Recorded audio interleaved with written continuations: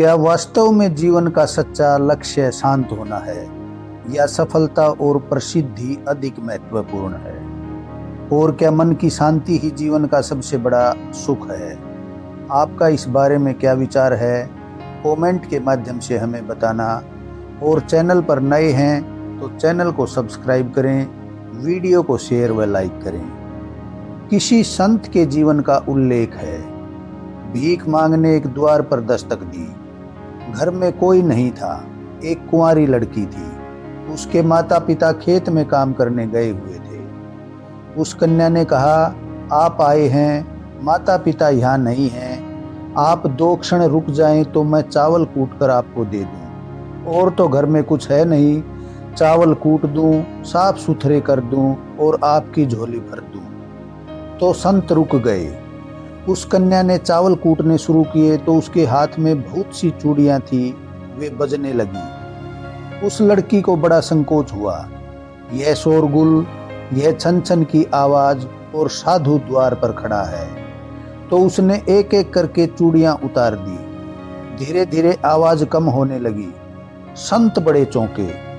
आवाज धीरे धीरे बिल्कुल कम हो गई, क्योंकि अब एक ही चूड़ी हाथ पर रही थी।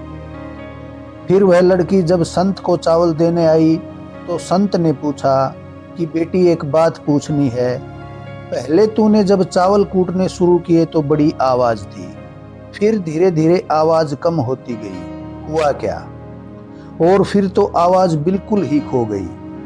तो उस लड़की ने कहा कि मैंने सोचा कि आप द्वार पर खड़े हैं, आपकी शांति में कोई बाधा न पड़े, मुझे बड़ा संकोच हुआ। चूड़ियां हाथ में बहुत थी तो आवाज होती थी।